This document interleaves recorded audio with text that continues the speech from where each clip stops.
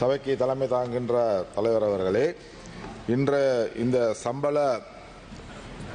தனியார் துறையினுடைய சம்பள அதிகரிப்பு அரசாங்கம் கொண்டு வந்திருக்கின்றது. 21,000 ரூபாய் 27,000 இருந்து இப்போ ஜனவரிக்கு பிறகு 30,000 கொண்டு வருவதற்கான நடவடிக்கை எடுக்கப்படுவதாக சொல்லப்படுகின்றது. விசேஷமாக இதை நாங்கள் வரவேற்கின்றோம். அதில் எந்த விதமான ஆட்சேபனையும் கிடையாது. ஆனால் அதே நேரத்தில் திரு கிட்னன், செல்வராஜா, கௌரவ பாராளுமன்ற உறுப்பினர்கள் அவர்கள் பேசியது எனக்கு ரொம்ப சந்தோஷமாக இருக்கின்றது. 1,700 ரூபாய் சம்பளம் கொடுக்கப்பட வேண்டும் என்பது கடந்த காலத்திலே ஜனாதிபதி ரணில் விக்ரமசிங்கே அவர்களும் சொல்லியிருந்தார். அதே போல கௌரவ அனுரகுமார திசாநாயக்கவும் அதை சொல்லியிருக்கின்றார். ஆனால் அதே நேரத்தில் திரு செல்வராஜ் அவர்கள் எனக்கு ஞாபகம் இருக்கின்றது, அதாவது சம்பள நிர்ணய சபைக்கு போய் 1,350 ரூபாய் பிளஸ் 350 ரூபாய் என்று சொல்லி பேசும் பொழுது 2,000 ரூபாய் கொடுத்தால் மட்டுமே நாங்கள் ஏற்றுக்கொள்ளலாம் என்ற அடிப்படையிலே அவர் சம்பள நிர்ணய சபையிலிருந்து வெளிவந்ததையும் நாங்கள் இந்த நேரத்தில் ஞாபகப்படுத்த விரும்புகின்றேன். ஆகவே ஜேவிபியினுடைய ஒரே ஒரு கொள்கையாக இருந்தது சம்பளம் 2,000 ரூபாய் கொடுக்கப்பட வேண்டும் என்று. ஆனால் அதை இன்று நடைமுறைப்படுத்துவதற்கு ஏன் இந்த சிக்கல்? இன்று உங்களுடைய அரசாங்கம் 159 பாராளுமன்ற உறுப்பினர்கள் இருக்கின்றார்கள், எல்லாம் ரொம்ப சந்தோஷமாக இருக்கின்றது. ஆனால் இதை நடைமுறைப்படுத்துவதற்கு ஏன் இந்த சிக்கல்? அப்படின்னா கம்பெனிக்காரங்களுக்கு நீங்களும் பயப்படுறீங்களா? கம்பெனிக்காரங்கள் உங்களுக்கு ஒத்துழைக்கலையா? அல்லது தோட்ட தொழிலாளர்களுக்கு சொன்ன வாக்குறுதியை நிறைவேற்ற முடியாமல் தடுமாறுகிறீர்களா? இதற்கான பதிலை நீங்கள் சொல்ல வேண்டும். ஆகவே இன்று தோட்ட தொழிலாளர்கள் தான், அதாவது சம்பளம் குறைந்து வாங்குகின்ற ஒரு சமூகமாக இருக்கின்றது. உங்களுக்கு தெரியும், இன்றைக்கு 1,300 ரூபாய் சம்பளம். 1,300 ரூபாய் சம்பளம் 20 கிலோ கொழுந்து எடுத்தால் மட்டுமே கொடுக்கப்படுகின்றது. இந்த 20 கிலோ கொழுந்து 10 கிலோவோ 12 கிலோவாக எடுத்தால் அதை பாதி சம்பளம் தான் கொடுக்கின்றார்கள்.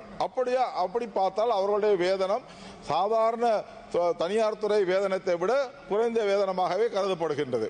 ஆகவே இந்த வேதனத்தை அதிகரிப்பதற்கு இன்றைய ஜனாதிபதியும் இந்த அரசாங்கமும் நடவடிக்கை எடுக்கப்பட வேண்டும் என்பதை நான் உங்களுக்கு அன்பாக கேட்டுக்கொள்கின்றேன்.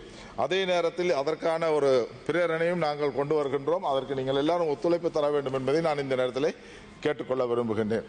அதற்கு அடுத்தபடியாக இந்த அதாவது இலங்கையிலே இருக்கின்ற யூத் ஆபீசர்ஸ், அதாவது இளைஞர் அமைப்பு, இன்று திரு மனோ கணேசன் அவர்கள் பேசியது போல அவர் சிங்களத்திலே பேசினார், நான் தமிழிலேயும் உங்களுக்கு அதை பேசி விளங்கப்படுத்துவதற்காக சொல்லவே இருக்கின்றேன். இளைஞர் அமைப்புகள் தோட்டங்களிலே அல்லது கிராமங்களிலே இன்று ஒரு கிராம சேவக பிரிவுக்கு ஒரு அமைப்பு, ஒரு இளைஞர் அமைப்பு என்று சொல்லப்படுகின்றது. ஆனால் ஒரு கிராம சேவக பிரிவிலே கிட்டத்தட்ட 5 தோட்டங்கள் இருக்கின்றன, 5 கிராமங்கள் இருக்கின்றன. அப்படின்னா 10 கிராம சேவர்கள் அல்லது 5 தோட்டம் 5 கிராமங்களுக்கு ஒரு இளைஞர் அமைப்பு உருவாக்கினால் அந்த இளைஞர்களுடைய வளர்ச்சி எப்படி இருக்கும்? நீங்கள் இப்பொழுது இளைஞர்களை பற்றி பேசுகின்றீர்கள், அதிகமாக மாற்று கொண்டு வர வேண்டும் என்று விரும்புகின்றீர்கள். ஆகவே இதை நீங்கள் மாற்றி அமைக்க வேண்டும் என்பது எங்களுடைய கருத்தாக இருக்கின்றது. அதே போல இன்னொரு விஷயமும் சொல்லப்படுகின்றது, இந்த இளைஞர் அமைப்புகளுக்கு அங்கிருக்கின்ற உள்ளூராட்சி பிரதிநிதிகள் அல்லது உள்ளூராட்சி சபையில் இருக்கின்ற அரசியல் பிரமுகர்கள் இதிலே தலைமை தாங்க வேண்டும் என்ற வாசகமும் அதிலே இருக்கின்றது. ஆனால் இதிலே நான் என்னை பொறுத்தளவில் இளைஞர்களுடைய இந்த விஷயங்களிலே அரசியல் தலையீடு இல்லாமல் இருந்தால்தான் நல்லது என்று நான் நினைக்கின்றேன். ஆகவே இந்த அரசியல் தலையீடுகளை தவிர்த்து ஒவ்வொரு பகுதிக்கும் ஒவ்வொரு இளைஞர் அமைப்புகளை உருவாக்கி, ஒவ்வொரு விளையாட்டு கழகங்களை உருவாக்கி இளைஞர்களுடைய வாழ்க்கையிலே மறுமலர்ச்சி ஏற்படுவதற்கான நடவடிக்கை எடுக்கப்பட வேண்டும் என்பது என்னுடைய கருத்தாக இருக்கின்றது.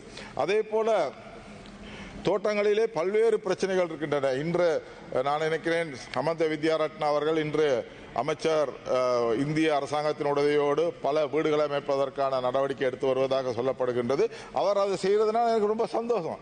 ஏன்னா கடந்த காலங்களிலே இது தாமதப்படுத்தி மிகவும் ஸ்லோவா இருந்தது. இப்பொழுது அவர் செய்கின்ற வேலை நாங்கள் சந்தோஷப்படுகின்றோம். அதே போல தோட்ட ஆஸ்பத்திரிகள், தோட்டத்திலே இருக்கின்ற வைத்தியசாலைகள் விசேஷமாக அரசாங்கத்தில் பொறுப்பேற்க வேண்டும் என்பது கடந்த காலங்களிலே ஒரு கொள்கையாக ஏற்றுக்கொள்ளப்பட்டது. அதிலே தோட்டங்களிலே இருக்கின்ற 19 தோட்ட வைத்தியசாலைகள் அரசாங்கத்துக்கு பொறுப்பேற்கப்படுவதாக දෙකින් ඉවර කරන්න.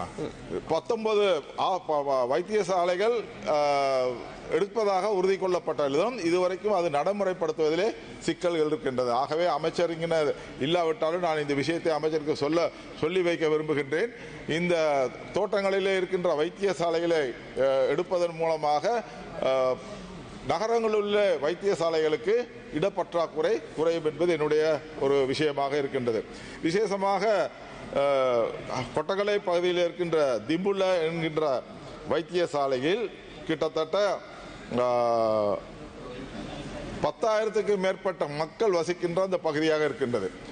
அதுக்கு பக்கத்தில் உள்ள கொட்டகலை ஆஸ்பத்திரியிலே கிட்டத்தட்ட 40 to 50,000 மக்கள் ஒரு நாளைக்கு வந்து அவர்களுடைய வைத்தியத்தை பார்க்க வேண்டிய சூழ்நிலை ஏற்படுகின்றது. ஆகவே இவ்வாறான இந்த வைத்தியசாலைகளை அரசாங்கம் பொறுப்பேற்றுக் கொண்டால் பக்கத்திலே இருக்கின்ற பெரிய வைத்தியசாலைகளுக்கும் அல்லது மாவட்ட வைத்தியசாலைகளுக்கும் போகின்ற கூட்டங்கள் குறையும்.